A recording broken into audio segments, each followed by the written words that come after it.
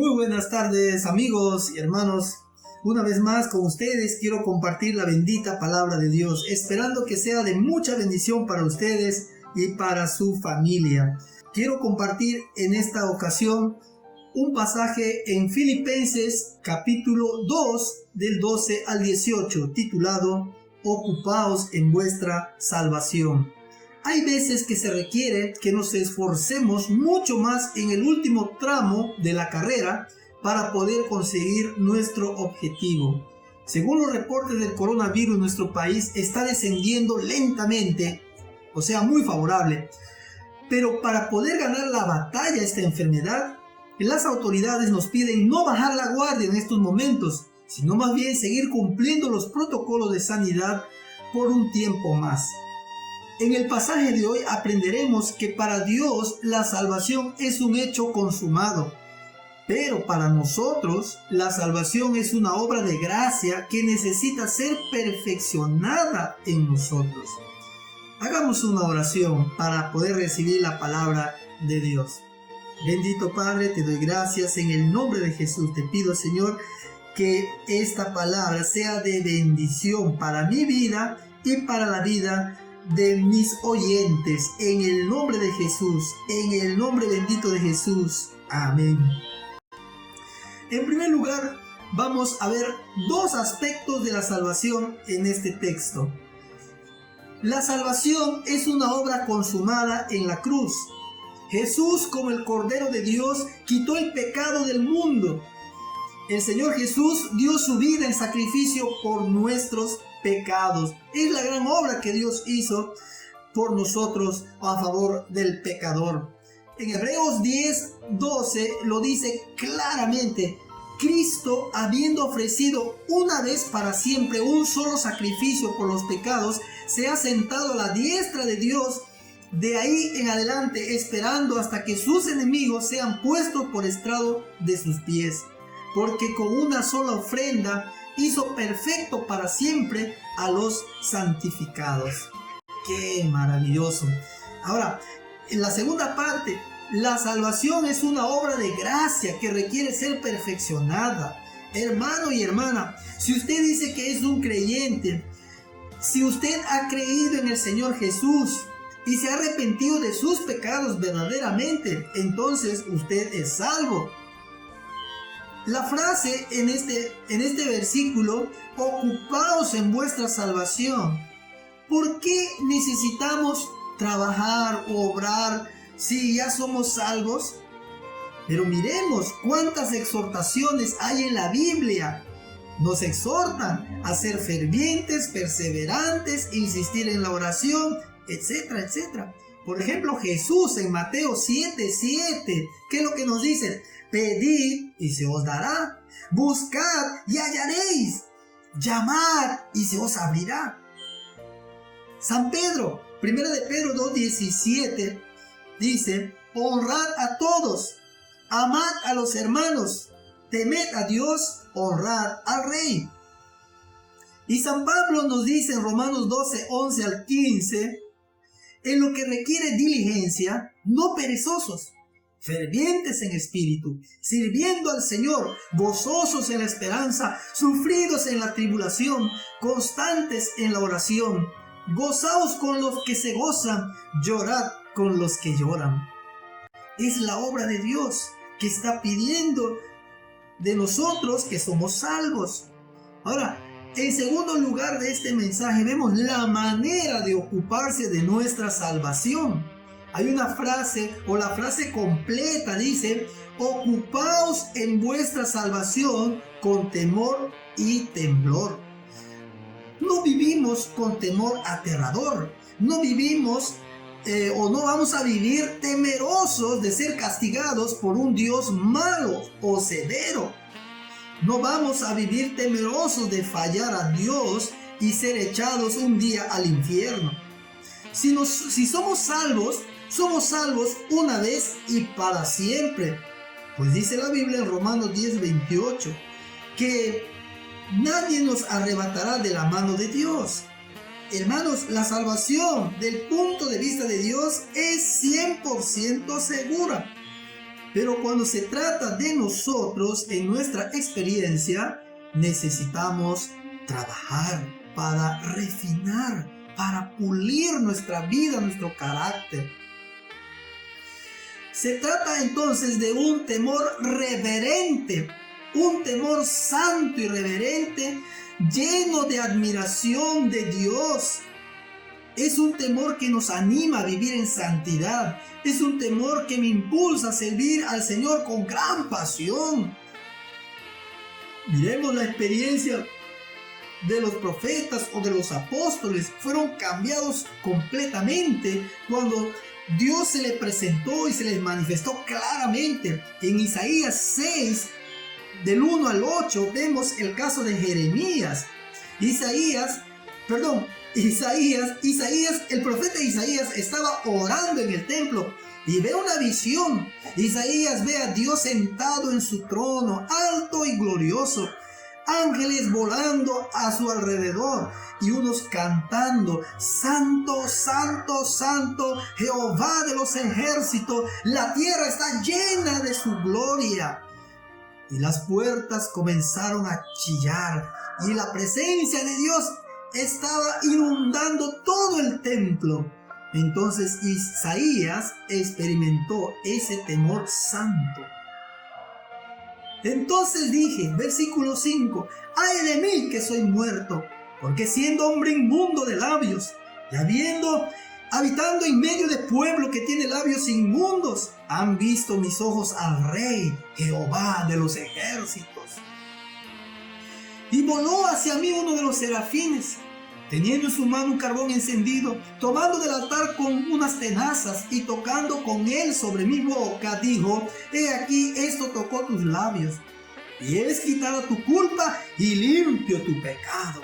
¡Wow! Esa experiencia tremenda. Después oí la voz del Señor que decía: ¿a quién enviaré? ¿Y quién irá por nosotros? Entonces respondió el profeta: heme aquí, envíame a mí. ¡Wow! ¡Qué respuesta del profeta! Y ese es el resultado del temor santo y reverente. Que ese temor que estamos hablando es un temor que nos acerca más al Señor. Es un temor que en un primer momento nos impacta, nos humilla nuestra carne, pero sin embargo nos elevamos para servir al Señor en espíritu y en verdad. Hay una frase en 2 Timoteo 2 del 1 al 5. Tú pues, hijo mío, esfuérzate en la gracia que es en Cristo Jesús. Tú pues sufre penalidades como buen soldado de Jesucristo. Y también el que lucha como atleta no es coronado, sino lucha legítimamente.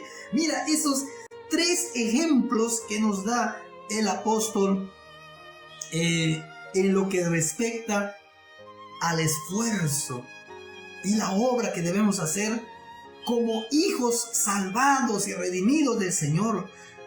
Esforzarnos, dice, como un soldado que va a sufrir muchas penurias cuando él se va a la guerra o cuando simplemente es preparado para ir a la guerra, ¿no?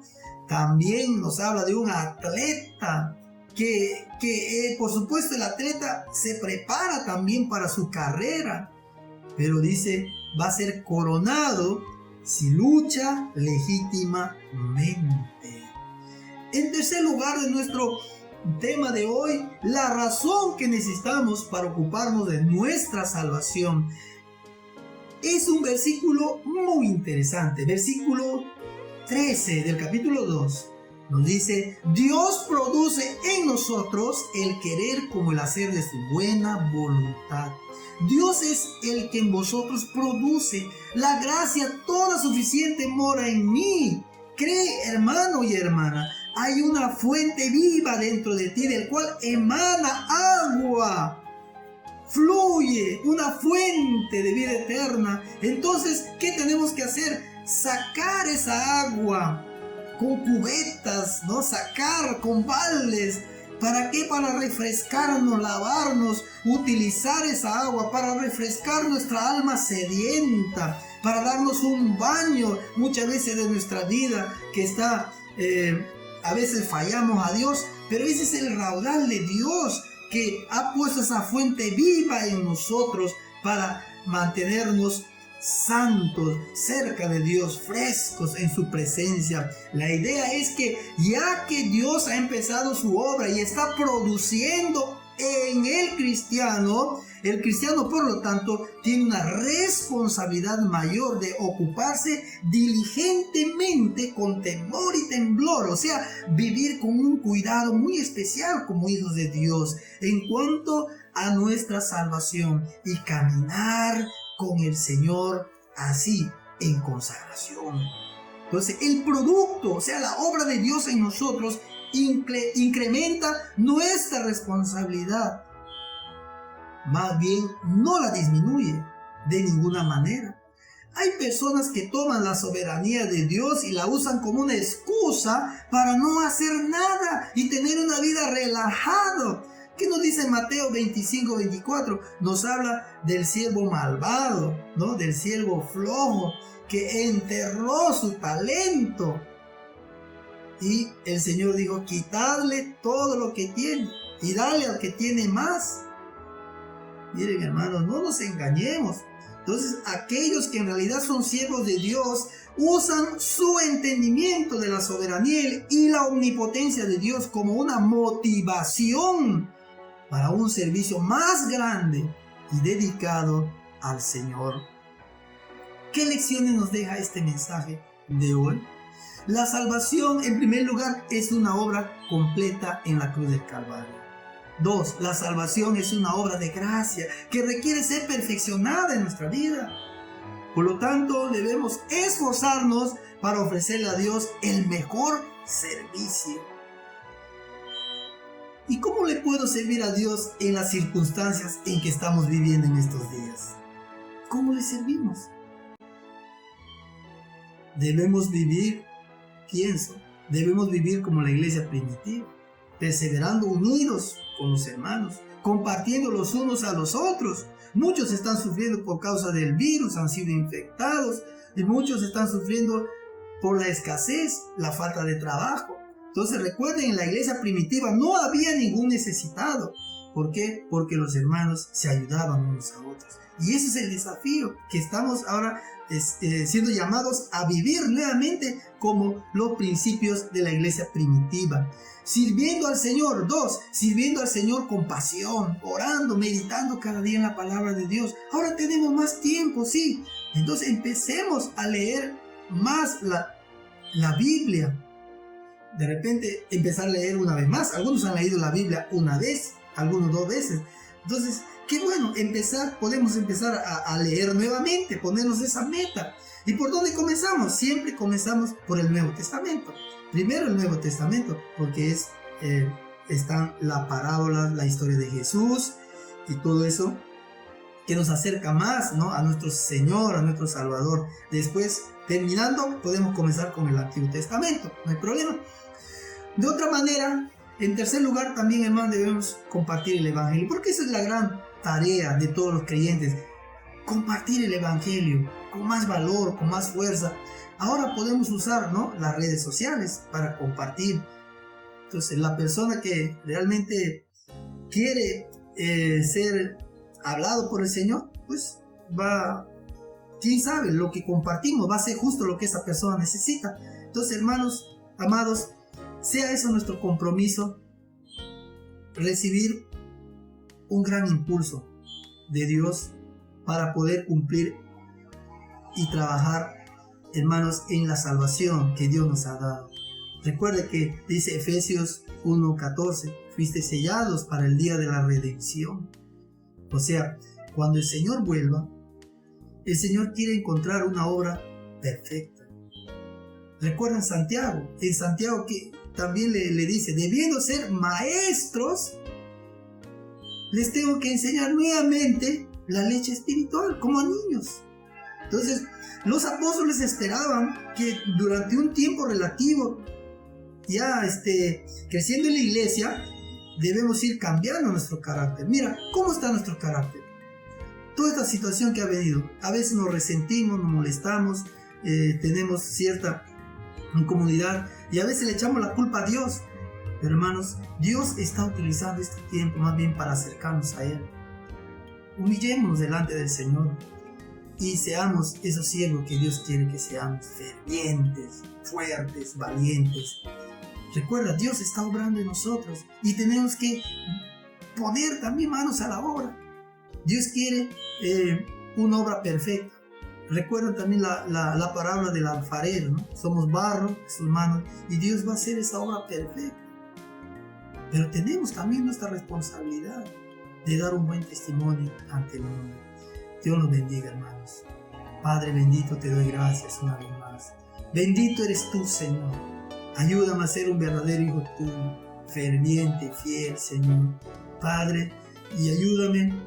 No permitas que yo caiga, Señor, en la autosuficiencia.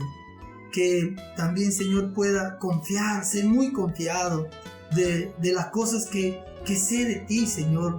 Sino más bien, Padre, las cosas que tú estás haciendo es para que yo te sirva, Señor, con gozo, con fe, con alegría, Señor, con más poder, con más fuerza. Ayúdame, Padre, levántame, Señor, en el nombre de Jesús, Señor. Te doy gracias y bendice a mis hermanos. Dale más fe a mis hermanos. Padre, si están enfermos, sana su vida, Señor. Muchos que han sido contagiados, Padre, en el nombre de Jesús, Señor, limpia sus vidas, Señor. Limpia sus pulmones, Señor, de ese virus, Padre Santo.